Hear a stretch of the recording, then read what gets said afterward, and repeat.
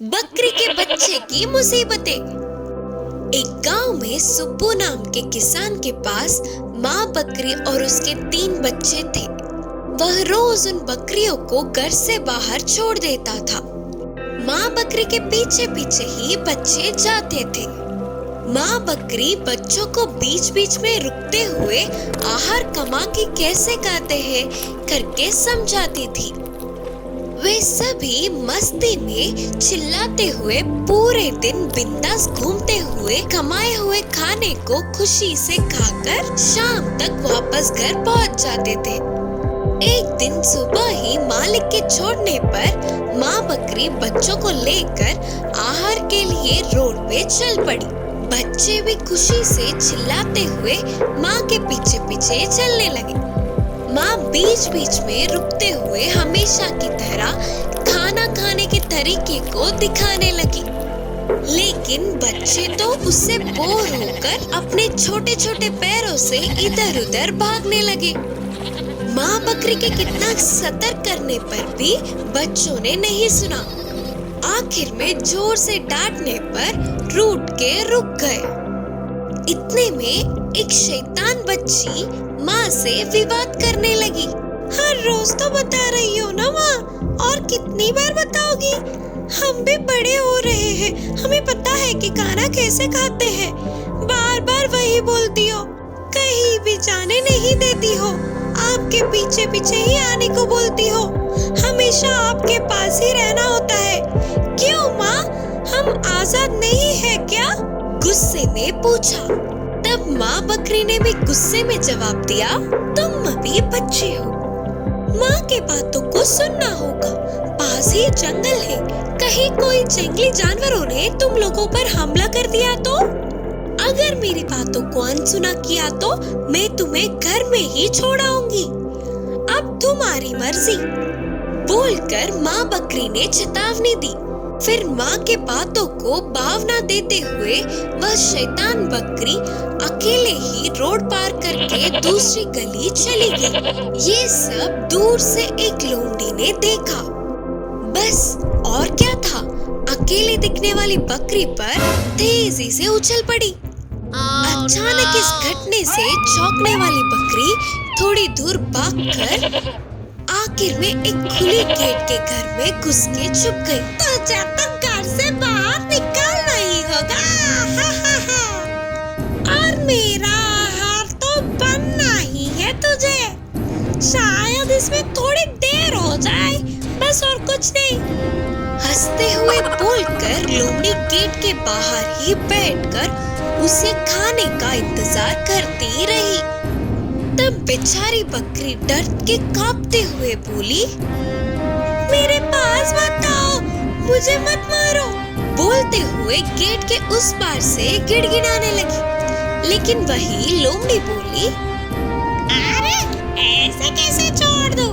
हर रोज तो मैं देख रही थी, कभी तो अकेले मिलेगी ना, तब पकड़ के खाऊंगी करके इंतजार करती रही हूँ।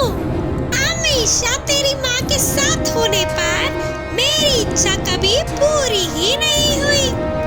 इतने समय के इंतजार के बाद अकेली मिली हो, ऐसे कैसे छोड़ दूं भैया? बकरी की बच्ची ने मन में सोचा कि उसकी माँ की बात ना मानने पर ही इस स्थिति में है करके रोने लगी। फिर कभी माँ से विवाद नहीं करना चाहिए। अगर तभी माँ की बात सुन लेती तो ऐसे लोमड़ी के हाथ नहीं लगती करके सोची। तभी उस घर के मालिक बाहर आया और गेट के बीचों बीच बैठने वाली लोमड़ी को देख लाठी से एक मारा। इससे लोमड़ी चिल्लाते हुए जंगल में भाग गई। बकरी बार बार बच गई करके सोचकर मन में ही मालिक को धन्यवाद करके जल्दी से माँ के पास पहुंची। तब तक परेशान माँ और बाकी के बकरी उस शैतान बकरी के वापस लौटने पर खुश हुए। फिर पूरी बात जानने पर सारे बच्चों ने कभी माँ से विवाद नहीं किया। होशियार बकरी की कहानी। एक गांव में गोपी नाम के व्यक्ति के पास बकरियों का झुंड था। वह रोज उन बकरियों को घास चराने के लिए पास के जंगल में ले जाता था। पूरे दिन जंगल में खुशी से घास चरते थे, फिर शाम तक घर वापस पहुंच जाते थे। उन बकरियों के झुंड में एक छोटी सी बकरी थी। उसकी उम्र कम होने पर भी होशियारी में बड़े बकरियों से कुछ कम नहीं थी। उसकी होशियारी से बाकी के बकरी चौंक जाते थे। इससे मालिक को वो पसंद थी और वो उसको बहुत ही लाड प्यार से ख्याल रखता था। एक दिन गोपी बकरियों के झुंड को जंगल के पहाड़ी की तरफ ले गया। घास चराने के लिए छोड़ के वह जाकर एक पेड़ के नीचे बैठ गया। फिर वह छोटी सी बकरी इधर उधर भागते हुए झुंड से दूर चली गई। थोड़ी देर बाद अपने झुंड से दूर आ गई करके जानने वाली बकरी वापस पीछे की तरफ मुड़ गई। ऐसे वापस जा रही थी तो उसे रास्ते में एक बाघ दिखा। उसे देखते ही पहले बकरी डर से कांपने लगी, फिर किसी भी तरह साहस जुटाकर बाघ के सामने खड़ी रही। बाघ उस पर कूदने के लिए तैयार था। तभी बकरी ने उसे रोकते हुए कहा, बाघ राजा, एक क्षण रुकिए, मैं आपको 3 सच बोलूंगी। अगर आप उन्हें सच मानते हो तो आपको मुझे छोड़ देना होगा। बकरी के बातें मजेदार लगने पर बाघ ने कहा, ठीक है, बोलो।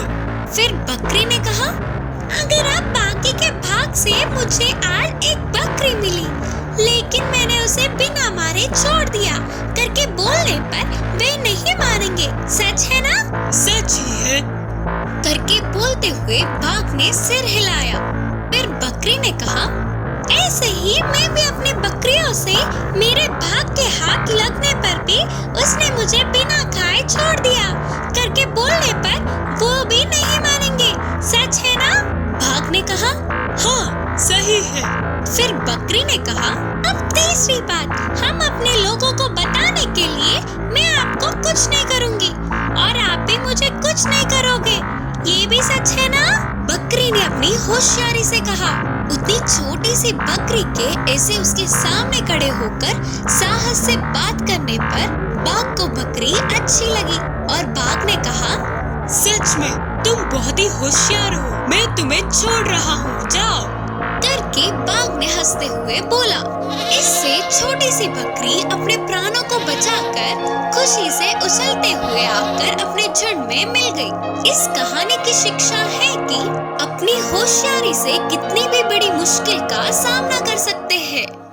माँ बतख की चतुरता। एक जंगल के नदी में माँ बतख अपने बच्चों के साथ मिलकर रहती थी। ये सब नदी में आराम से घूमकर उनके लिए पर्याप्त भोजन को समेटकर खुशी से रहते थे।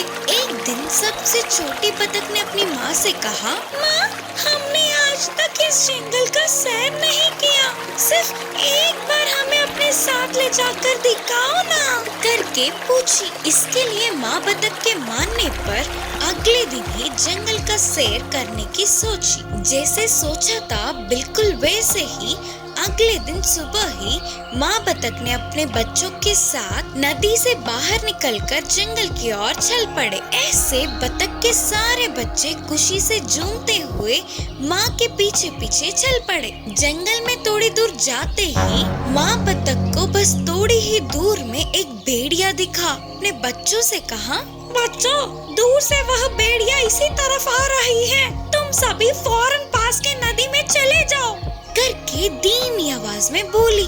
माँ के कहने पर सारे बच्चे नदी की ओर भागने लगे। तुरंत माँ बतख ने अपने पंखों को फैलाते हुए बहुत ही मुश्किल से चलने लगी। एक तरफ भागने वाले बच्चे तो दूसरी ओर ना चल पाने वाली माँ बतख को देखकर, बतख के बच्चे तो मेरे एक दांत के लिए भी काफी नहीं होंगे, शायद माँ बतख घायल हुई होगी, इसीलिए तो कहीं नहीं जा पाएगी, इससे खाके मैं अपनी भूख बुझाऊंगा। हंसता हुआ बोलकर भेड़िया माँ बतख की तरफ आने लगा।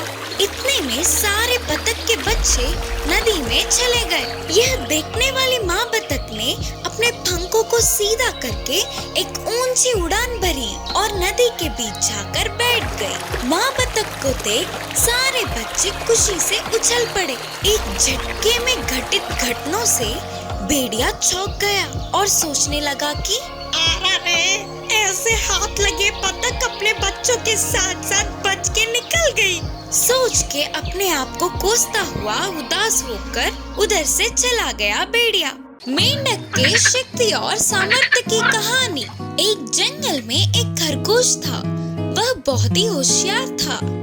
उसके रहने वाले जगह के पास ही एक तालाब था। उस तालाब में एक मेंढक रहता था। वह हमेशा बहुत ही भयभीत होता था। उससे होने वाले काम भी हिम्मत से नहीं कर पाता था।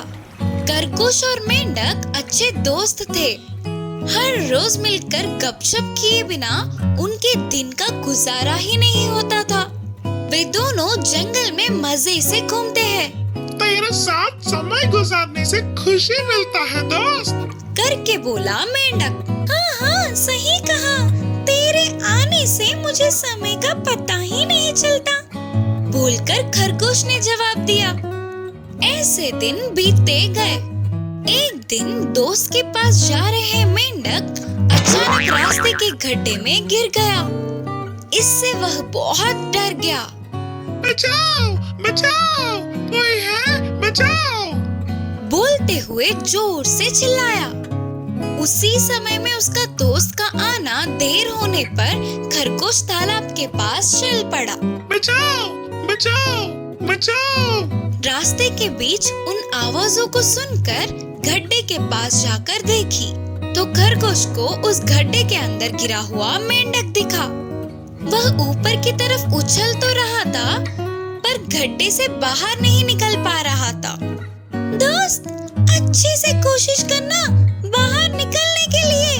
मेंढक पूरी तरह से कोशिश किए बिना ही अरे अब मुझसे नहीं होगा, अब मुझे भगवान ही बचा सकते हैं, बोलते हुए दुखी हुआ। अपने दोस्त को बाहर आ पाने जितनी शक्ति है करके खरगोश समझ गई। लेकिन मेंढक को अपनी शक्ति और सामर्थ्यों का पता न होने पर वह जोर से रोने लगा। तुरंत खरगोश ने होशियारी से एक रस्सी के टुकड़े को गड्ढे में फेंका। उधर देखो, सांप आया, सांप गड्ढे में, तुझे खा जाएगा, करके जोर से चिल्लाया। उस समय वह सांप है या रस्सी देखे बिना ही मेंढक बाप रे बाप, सांप, बोलकर चिल्लाते हुए एक छलांग मारकर ऊपर आ गया। दोस्त, तुझे तेरी शक्ति का पता ना होने से बाहर नहीं निकल पाया। सच्चाई ये है कि वह सांप नहीं था बल्कि रस्सी थी, देखना, बोलते हुए खरगोश ने गड्ढे में दिखाया। अपनी शक्ति सामर्थ्यों को समझने वाला मेंढक बिना डरे हंसने लगा। तब से जहाँ भी मौका मिले वहाँ अपनी शक्ति सामर्थ्यों का प्रयोग करने लगा मेंढक। इस कहानी की शिक्षा है कि कभी भी हमारे शक्ति सामर्थ्यों को कम नहीं समझना चाहिए।